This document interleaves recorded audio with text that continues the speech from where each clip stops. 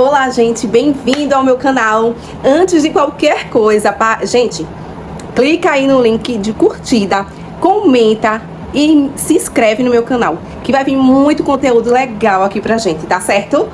Gente, e o nosso tema principal hoje é: estão roubando a igreja? Gente, eu recebi várias mensagens. Como eu sou cristã, sou evangélica, eu recebi várias mensagens informando, tipo, as igrejas estão roubando desta forma. As igrejas estão roubando. Então me fez refletir, sabe? Gente, se você for ler a Bíblia Sagrada, a palavra de Deus, você vai ver o principal roubo foi um dos discípulos de Jesus. Ele estava junto a Jesus, o Salvador. Sim, o Salvador. E me fez essas perguntas e essas situações, me fez me aprofundar para compartilhar, para que nós viemos abrir a nossa mente e os nossos olhos espirituais. Porque eu vejo, gente, que nos últimos tempos, o que está acontecendo? Estamos caminhando para uma confusão espiritual.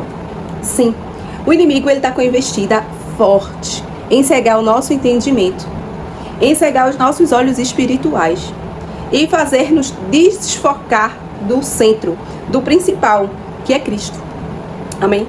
E aí, gente, sobre toda essa situação, nos deparamos, né? E observamos. Não podemos deixar isso acontecer.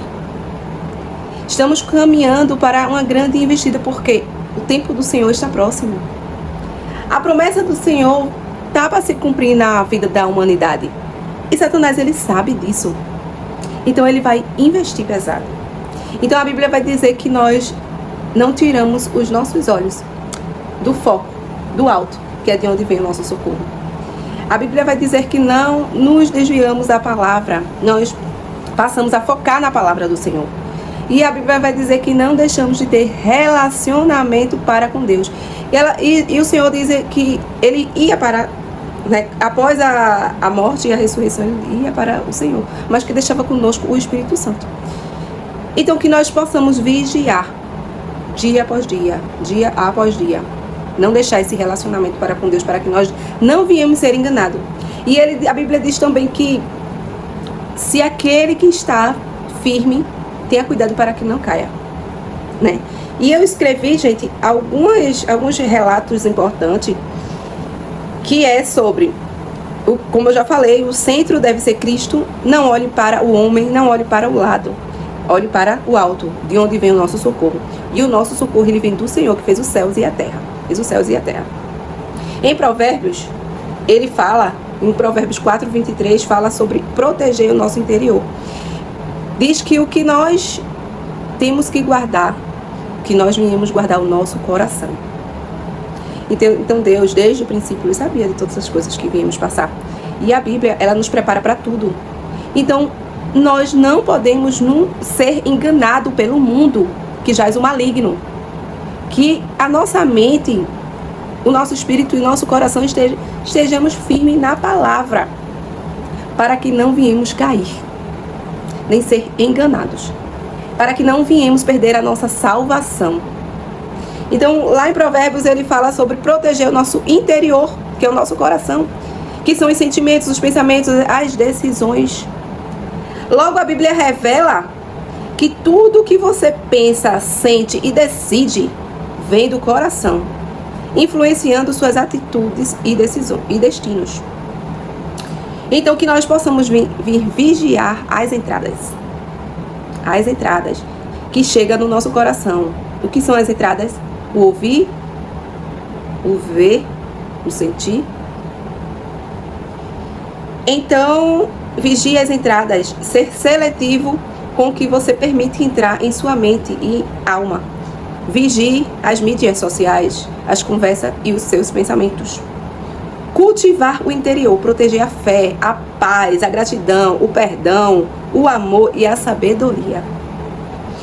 Cuidar da saúde mental e espiritual é importantíssimo, importantíssimo. Evite amargura, ódio, inveja e ganância. Foi lá, através da inveja, a ganância, a amargura, que Judas traiu Jesus. E isso é um convite para o nosso interior, para que nós venhamos estar focado em Deus, garantindo que nossas decisões e o nosso caráter eles sejam puros e alinhados com a vontade de Deus, como um escudo contra o mal, certo? Deus ele nos exorta a permanecer firmes e de pé em diversos versículos. Em 1 Coríntios 6:13 vai dizer que vigiai e permanecei firmes na fé. Portai-vos corajosamente e sejam fortes. Sejam fortes e corajosos. Ele diz isso há séculos. Sejam fortes e corajosos. Desde Moisés, Josué, ele vem relatando. Sejam fortes e corajosos. O mundo jaz o maligno. 1 Coríntios 10:12 vai dizer: assim, aquele que considera estar de pé, cuide-se para não cair. Então, mantenha que nós viemos nos manter firme na fé. E vigiar e em vigilância. Com coragem e nos manter na palavra. Nos manter na fé. Para que sua fé não seja abalada. Para não cair em tentação e nem desanimar.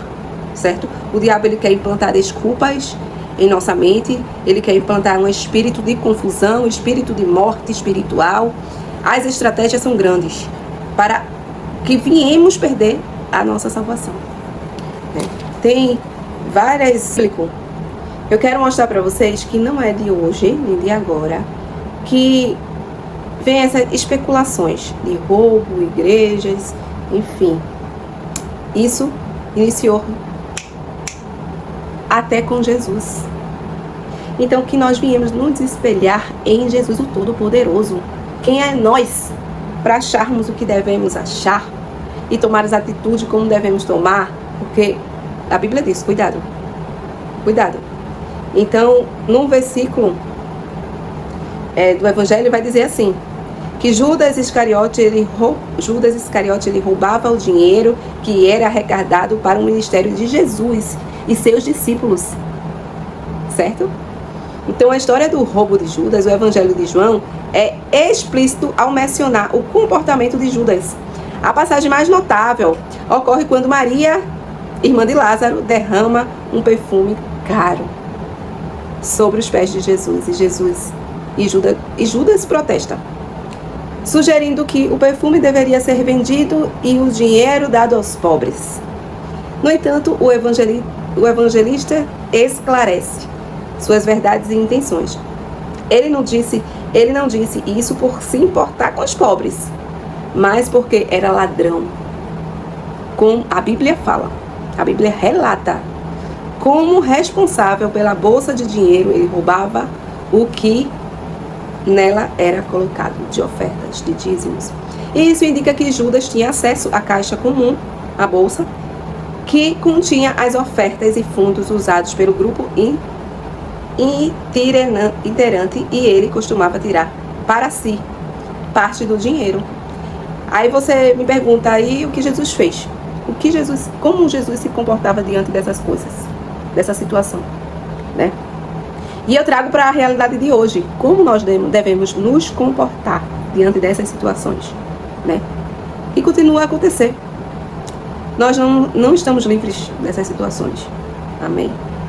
E aí eu trago para um exemplo no que devemos fazer.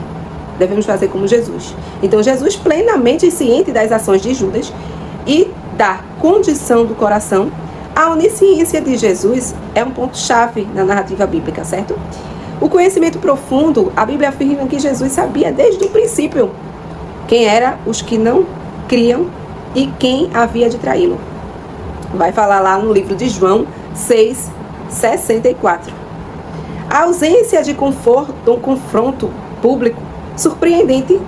Jesus não confrontou Judas publicamente sobre o roubo, certo?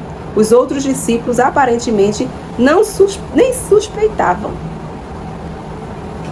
Judas ou suas práticas desonestas com o dinheiro, certo? Então, quando Jesus, na última ceia, indicou que um deles o trairia, ninguém o apontou imediatamente para Judas como ladrão. Eles pensaram que Jesus poderia estar instruindo-los a comprar o suprimento ou dar dinheiro aos pobres, já que ele era o tesoureiro. Judas era o tesoureiro.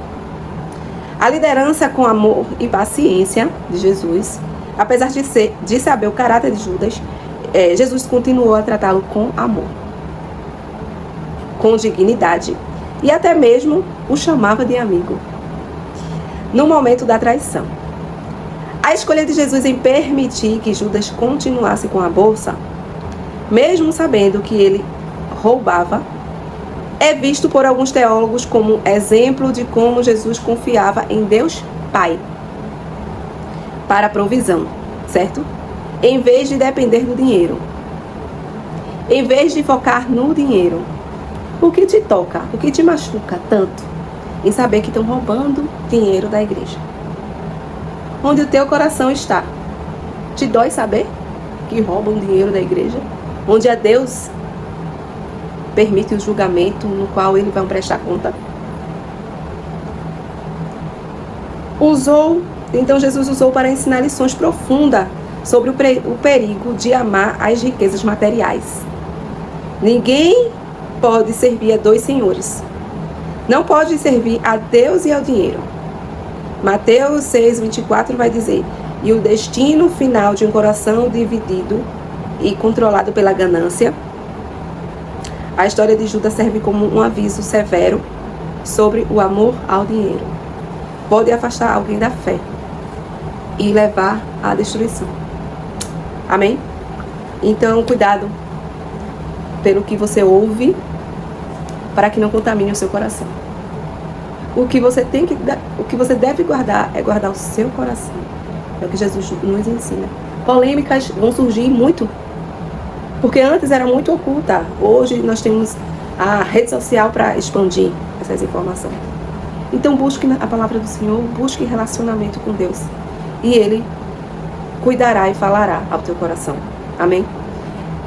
Caso tenha alguma dúvida, queira de alguma orientação bíblica, estou aqui para servir e para ajudar vocês. Deixe seus comentários, né, que eu vou responder todos no privado, enfim.